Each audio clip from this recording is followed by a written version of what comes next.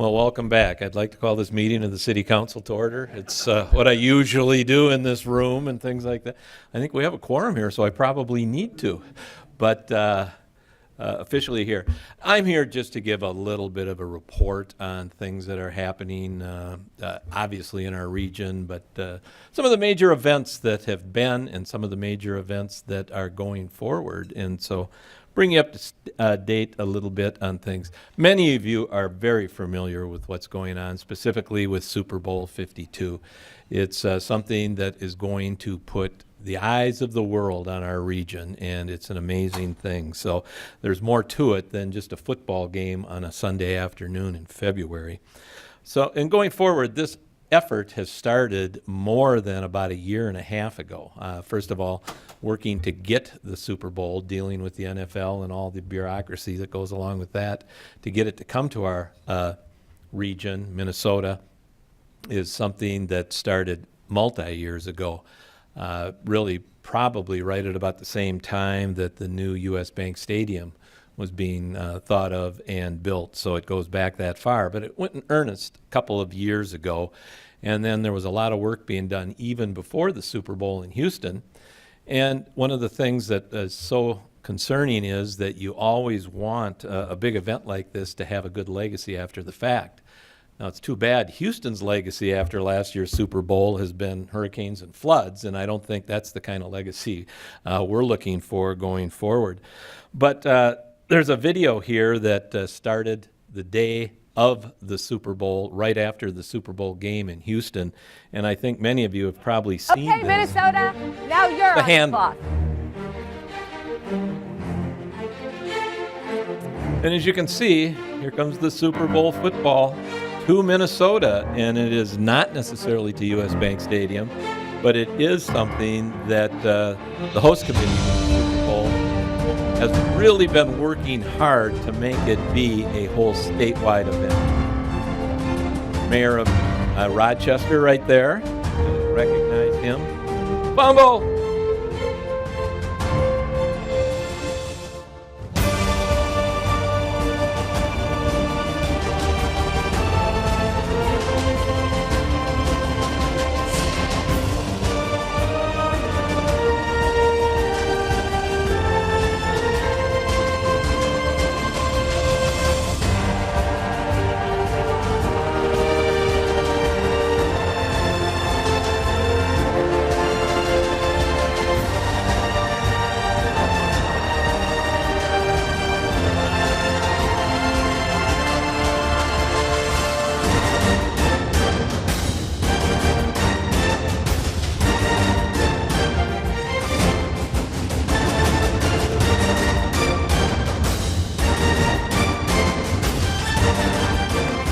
Welcome to beautiful Minnesota.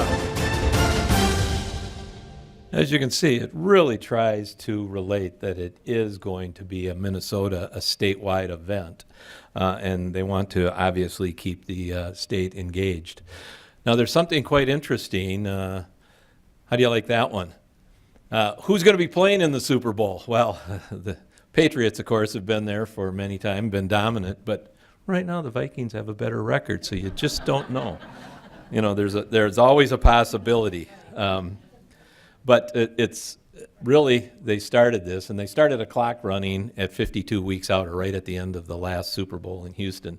And there's been many, many things going on. And this slide just indicates that there's been a whole campaign for charitable giving around the Super Bowl in the NFL. They've been working to highlight, well, you can see the 52 theme, 52 weeks out. The 52nd Super Bowl. It's actually champion, more or less. The head of the parade is Chad Greenway, who is number 52, retired now. So they've worked on that, but they've worked on it to highlight 52 amazing Minnesotans, 52 Minnesota companies, 52 weeks out. So they've worked, and they're keeping it alive. It's not just a game on Sunday. Obviously, they're working to turn this into a 10-day festival, which will attract a great number of people throughout primarily the week or so before the Super Bowl game in itself. And one of the things that you need to know is look at that number. 5,000 media will be in the metropolitan area. over a week's period of time trying to write stories about Minnesota and the Twin Cities, the football game, and really all the amenities we have here. So we've got a great opportunity to really sell ourselves to the rest of the world. And the volunteer recruitment has been amazing. You can see there is 10,000 volunteers are needed to help put this on. Those are, and I hope many of you are volunteering. Now, a lot of people volunteering thinking they're going to get to be an usher on the 50-yard line during the Super Bowl. That's really not what's going on, but they're going to be out throughout the community, greeting people in the hotel lobbies, making Minnesota look as good as it can be in hospitality for people coming to our region. And they've really taken on the theme, you can see, they've taken on the theme of Bold North. Yes, there is a little bit of salesmanship and some marketing that needs to be done to have a Super Bowl hosted in the winter climate. It's only happened a few times. It did happen here 25 years ago, and it was successful. So they're working on that, but they're really working to market it as the Bold North and not just a Super Bowl event. So there will be a lot of different events. There's Super Bowl Live, which is going to be just a series of activities, and most of them will be downtown Minneapolis, occupying the Nicollet Mall. Obviously, the game is downtown Minneapolis at US Bank Stadium, and it will be the center of attractions and things like that. A lot of concerts lined up. There'll be a lot of entertainment related to the Super Bowl, but there'll be concerts all week long, and probably the highlight concert, the Monday before the Super Bowl, there'll be a tribute to Prince. And I think everyone realizes that that is one of the things that we view as an asset to our region, and the rest of the world realizes that, and there should be a good early turnout for that event. How it relates to the Super Bowl, it's only to be, the Great North. Let's just put it there. There'll be a lot of activities, primarily in Minneapolis, but don't kid yourself. St. Paul's going to have quite a few, as well as Bloomington will be going forward with it.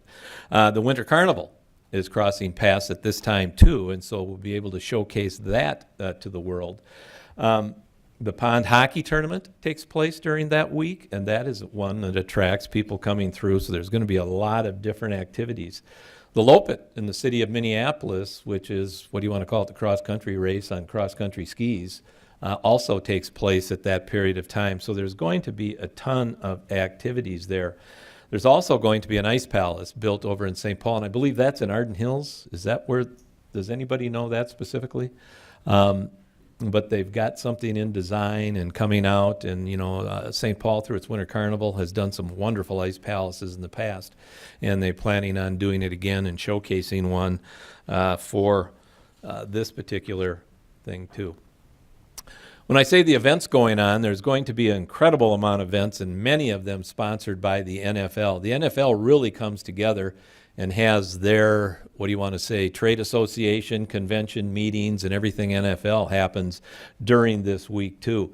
NFL-sponsored events are taking place. There is the NFL experience, the Super Bowl experience, and that was something that was actually kind of kicked off here in Minneapolis 25 years ago, that they put together all things NFL. They allow the public to become engaged and really participate in it. It was very well received. There is going to be a Radio Row. It'll be media. There'll be media there. Different people from throughout the NFL, not just the teams that are here, will be able to be engaged, and that has been a great draw. They have an opening night. It's more or less specific to the NFL players and related, because you need to know that that whole league, which goes very deep, will all be in town. Then the Taste of the NFL, which here again was something that was started 25 years ago here in Minneapolis. They set up, and the restaurants were able to come forward. They bring in foods from all the different cities in the NFL, and it turns into really a big feast and quite an event that can be attended by the public. And it's been a tremendous fundraiser for NFL charities going forward. There's an NFL Women's Summit that takes place here, and that brings in every woman who's involved, whether it be management, ownership with the NFL, and it's quite extensive. A tech summit, things that are going on. The NFL puts a lot of energy into technical issues in the sport, whether it be physical training and or equipment, things like that, and all that will be there. It'll be exposed. People will be able to help and see some of that and experience that. They've got many programs for kids that come together, and it's there. They're doing everything from nutrition awareness, exercise awareness for kids. So they highlight all of that. And then there is the unsung heroes for the NFL. They do a lot in the charitable arena, and they'll be able to get these things out and about. There's a lot of partner events, too. There's those who are here to more or less work, not official NFL sanctioned events, but a lot of different things obviously just happen in conjunction with it. There'll be a Club Nomad. There was a large club that was established in Houston that was very well attended to the point of over attendance, and they had some problems, and so that's being addressed too. But it is obviously it's a big social event, and things will be happening there. As I mentioned, concerts. There'll be concerts in conjunction with the NFL, but there'll be different concerts throughout the region, including probably out here in Bloomington at Mall of America site and some other things happening. Then the NFL Players Association comes together, and as I mentioned, this is kind of the trade show or the convention for the NFL, and the Players Association has its own chapter. So every player in the NFL will be here, which there's a whole lot of star power draw there for a lot of people, and so that'll attract some attention. And then, of course, how do you tailgate prior to a game or all games? Well, in Minnesota, you can see that we'll be tailgating in tents and some kind of temporary buildings and things like this, because tailgating in February is not necessarily appealing, and so we have to do what we can to keep the tailgating experience enjoyable. This is just a little bit of a depiction of some of the activity you may see down on the Nicollet Mall. There'll be pavilions set up. The different venues will be putting together a lot of things. And there'll be a ton of them up and down the Nicollet Mall. Ice sculptures, things there. There's a lot of store vacancies along the Nicollet Mall right now because of the construction that's done that is supposed to be completed this November. So let's go Minneapolis and see to it that Nicollet Mall gets completed. But over the course of the couple of years of construction, some of the first floor businesses have vacated, relocated, and things like this. And so this times out really well, where you're going to see a lot of pretty spectacular temporary venues, whether they be hospitality, food, beverage, concert centers, things like that, going into some of that space there, and that's coming together really well. Locally, it takes a lot to put this together, and you're looking at a list of local companies that have come together to really pony up and work, first of all, to get the Super Bowl to come to this area, and then working on the sponsorship of it going forward. Because I think these are the ones who understand and see that bringing an event like this to our area benefits our area due to the fact that there's so much media coming and we'll be looking at it.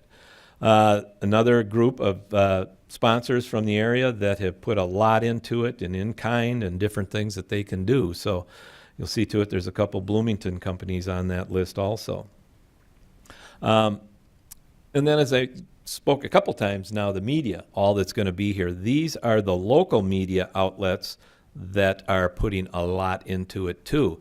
And this is just the local group, but if you think about it, this is something that's going to be talked about in earnest as we get closer to it, and then of course leading up to it, it's going to be a great presentation, and we will be inundated with it by these people.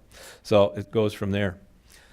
One of the things that was important to the host committee with the Super Bowl is to see to it that it's just not a game that comes and goes, that there is something there. And so what they have done over the last year is worked on a very good and solid giving program, and it's their legacy fund. And what they have done is they've selected throughout the state and made donations, capital donations to many different cities throughout the state for sports and athletic type facilities throughout the state and the region, but it's based on fundraising around the Super Bowl.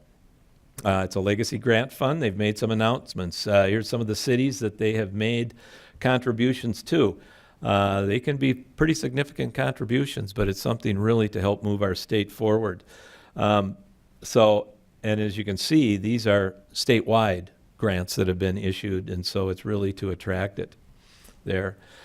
They've also put on a program which they call Business Connect. There's going to be a lot of commerce, a lot of things taking place when it comes to this Super Bowl. And what they have worked to do is to connect local businesses, and primarily minority businesses, that could have an opportunity to do anything from printing material, catering, transportation, you name it. All the things around the Super Bowl, all the elements that it takes. The host committee has worked with the NFL to really allow opportunities for a variety of companies throughout here. And it's really good to see that they've really worked to integrate that into the community. Okay, so what's the impact of all this? What does it mean for us?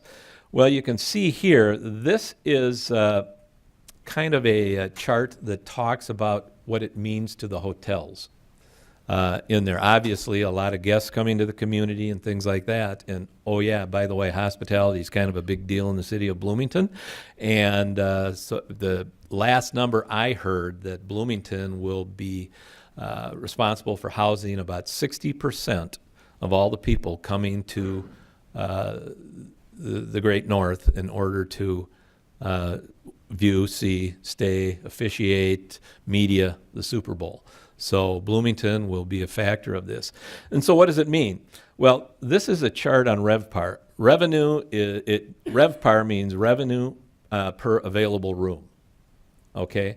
And so if the benchmark of a room is, let's say, $100, that's what the RevPAR would be for it.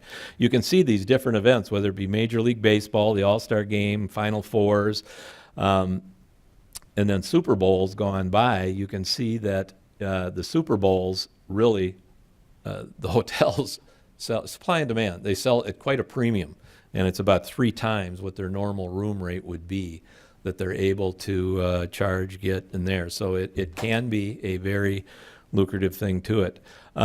You'll kind of notice that Major League Baseball, the All-Star Game, didn't really have an impact, and that's kind of amazing. But then you look at the Super Bowl, and it's proven out that in Houston and Phoenix a couple of years ago, it was just off the charts on what it means. So that is something that can be beneficial, and specifically to Bloomington will be very good. And here again, this is just depicting it in a little different way. This is the average daily rate for a room. And our rooms probably fall in line with what Indianapolis room rate is and things like that. So we'd be in that Indianapolis and Phoenix range. So you can see that the rooms in the city of Bloomington, which have a average daily room rate of probably slightly over $100, will be able to see revenues generated at the tune of about $300 a night. So that's good news for the hoteliers. You can see here that these are, which it's noted as notable clients there, but these are the organizations that have rented room blocks and secured space in the city of Bloomington, whether it be in the banquet space or things like that, to hold events, to have things happening. And these are companies that will be doing things within our community. You'll notice up there on the upper left, there's a big A and a big N in the championships, and what that signifies is that the teams will be staying in Bloomington, and it's probably the worst kept secret out there that they'll be at the 2 hotels at the Mall of America, meaning the JW Marriott and the Radisson Blu. And so I hope there isn't a skirmish in the middle of Nickelodeon Universe, they're in ahead of the game. But it's kind of funny and ironic because those 2 hotels are located about where the goalposts used to be in the old Met Stadium. So it's a little bit more of a football tradition there than you can think of. So one of the other noteworthy things is that the NFL media, which, remember, it goes back to there's about 5,000 media people attending. The Mall of America will be hosting a very large media event for all of them to come in. And think about it, when you bring in 5,000 media people to one site in the city of Bloomington, things are going to be reported out about that. And so we will be showcased, Bloomington and the Mall of America, so it's all there. But there's some pretty big names on that list, and they put on some pretty fancy big parties and events over the course of the week. So, one of the things that I mentioned earlier is that the host committee wanted to see to it that there is a lasting legacy, and they've done it through their giving campaign. They've done it through the way that they're positioning this. They've done it through the way that they're trying to help the business community, the local business community going forward. But the bottom line is there's $400 million in direct economic impact. That's the money that's going to be spent. And you look at that, then there's $500 million in media that goes out there. So if you think about that, that is an incredible amount of spotlight put on our region. So, and what that does is it does open the door for things to happen in the future. People are aware of us. They say, hey, that isn't just a tundra up there. There is a lot going on. There are things that can happen. So I do believe that we can have some residual, and there'll be a good amount of legacy that comes forward from it. And so it's all good there. Any more information about the Super Bowl coming up? Here is every kind of electronic media you can go to and find out more, because there's a whole lot more out there, but it's going to be sensational. We're inside of about 5 months now. It's happened fast. It's going fast, and it's really moving forward. We can handle this as a region there. We've got great experience going back to the Super Bowl 25 years ago. We pulled it off. People never thought it could happen. But this has taken on such a new position, a new life in the world, even from 25 years ago. But this region did a great job with the Ryder Cup. We've got the Final Four a couple years out now, a year out now, and we've got a lot of other events. The Republican National Convention taught us a lot too on how this region can act and respond and work together to host these national and even international events. Which then, here's a little slide that goes up there, and Healthy People, Healthy Planet. And you'll see there the 2016 Best Water in the U.S., Bloomington, Minnesota. How about that? Bloomington, Minnesota's got the best water in the U.S., and I say that that's the best water in the world. Then I don't think anybody else in the world is going to beat our water. But the top line there, Healthy People, Healthy Planet, is something that is out into the marketplace now, and you'll see the Expo 2023 logo up there. Well, what is happening is, and many of you are probably aware of it to a little bit, is that the World Expo, World's Fair, it's kind of known as, is something that is out and about. And there's an expo in 2023 that the United States is in the running to hold. It's down to 3 different countries: Poland, Argentina, and the United States. Well, one of the preferred sites within the United States is in Minnesota, and the preferred site in Minnesota is in Bloomington. So if you think about it, a World's Fair, a World's Expo coming to Bloomington in 2023, it's still in the sorting process, the selection process now, but there is a possibility and a chance that if we play our cards right and do some things properly, that we can host a World's Expo right here 5 years from now. Now, that sounds like a long ways away, but I'll tell you, to put something together of this magnitude, it takes 5 years, and we've got to get through the sorting process, the selection process, but the theme of this World's Fair would be Healthy People, Healthy Planet. And it's one of the things that we're promoting, and the United States is a good shot of getting it, and Bloomington is that site within the United States. So that I don't want to get too far out on a limb on this one, but there is a possibility, and it's something that we will do our best and work toward and see if we can have it. Could mean great things for the city of Bloomington. It would for this state, for this region. And so big events. I think we can handle it, and I think it would be a great opportunity. So there's my little report on things coming down the pipeline, and away we go. Robert, question?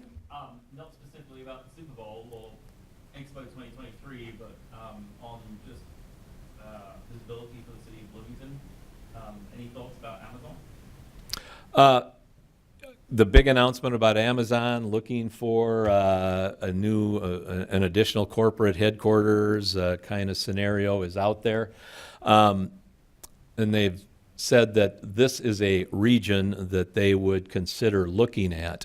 And so, yes, there is every available development group in this region is this is all new too. I mean, this is fairly new, not even a week old, is trying to put together and see what they could, look at what Amazon is talking about doing and building.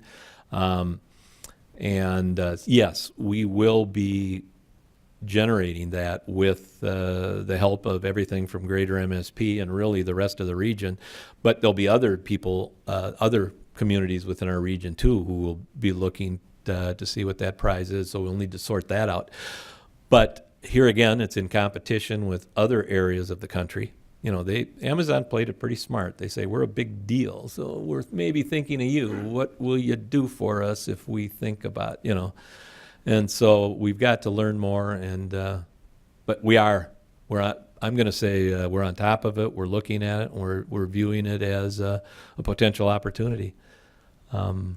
We do have a lot. I have visited with Shane Rudling, our Port Authority Administrator. We have visited the Amazon corporate headquarters, and Amazon has a campus which includes housing and all the amenities in their corporate campus there. So I've seen what they like, what they've put together elsewhere in the country, and specifically Seattle. And so I think that can help us, what we could maybe put together as a package that might be enticing to them. It would be a big fish land, but I think that you might find other regions, other areas working very hard to buy that. And while we can maybe help and incentivize a few things, we're not in a position like many of the other states are. And it goes to our state, it goes to our city. But other states have larger, let's say, incentive and enticement funds for companies like Amazon. And so we're kind of David and Goliath the thing too. But one of the things is I honestly believe that we can sell on our merits, not necessarily on buying the movement of Amazon. And I think that our goals and principles really align with what Amazon is trying to do. So, yeah, please. I just kind of wanted to give the details for the Ice Palace. It's on St. Paul State Capitol. It's at the state capitol now? Yeah. February 10th. There it is. It's and my understanding is that it's a fabulous design, and here is one time where you want the weather to really cooperate, and that means be cold, because we've had those heat spells in February on occasion, and I'd hate to see Minnesota having to create refrigeration to keep an ice palace up in February at the state capitol. I mean, but we know it's going to be cold. So thank you. Thank you, Mayor. Bring it on home. Appreciate that. Three last thoughts. First of all, thank you to our sponsors once again. I know that the Chamber works really hard to get sponsors involved, and we hope that you will pay our sponsors some attention. So as you leave, Excel and Centerpoint, and there's some information out there, right? So stop by and see what they have. Also, right in front, you see this One Bloomington. We just had these printed up. It's our way of trying to market our community. Those are available at the info station out here. So Linda will be able to get you one of those if you live here in Bloomington and would like to put one of those in your yard. Or if you'd like to put one in your business, we would certainly welcome that. So you can get that at the info center. And the last thing I want to mention, just from the city perspective, is we highlighted a sustainability commission that we started recently. We've also created a new commission called the Creative Placemaking Commission, and that fits in with what the mayor is talking about with Super Bowl.